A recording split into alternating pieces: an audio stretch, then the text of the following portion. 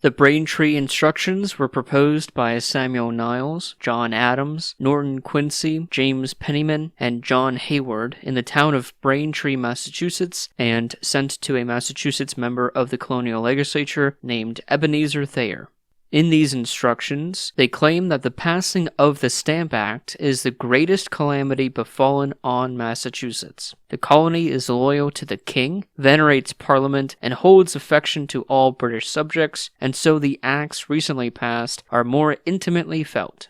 The recent acts, namely the Stamp Act, infringe on essential rights and liberties and are unconstitutional. The Stamp Act, in particular, burdens the colonists with taxes and penalties to be prosecuted in admiralty courts without a jury. The duties of the Stamp Act are considered a burdensome tax because they cost the colonists greatly and its effects against the small, undeveloped country are great and that the people cannot subsist under it.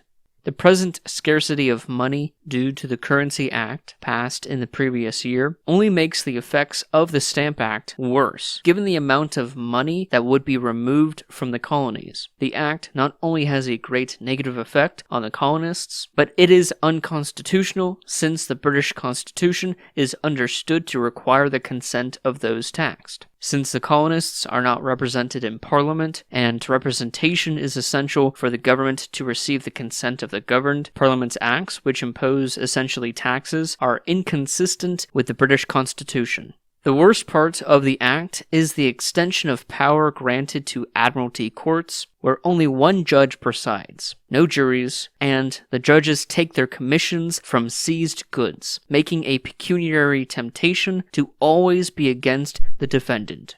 How can the colonists expect justice and judicial impartiality with such an independent court? This act establishes many more crimes which can only be committed en masse, all to be tried by such courts. This act violates the Great Charter, also known as the Magna Carta. The inhabitants of Braintree assembled to present to the colonial legislature their sentiments and ask the colony to not enforce the act as much as legally allowed until it is repealed. The Assembly wishes their recommendation to be recorded for future generations to learn from. The expensive exertions of the Act exasperate the people and endanger the public tranquility despite the laws for curtailing such disorder.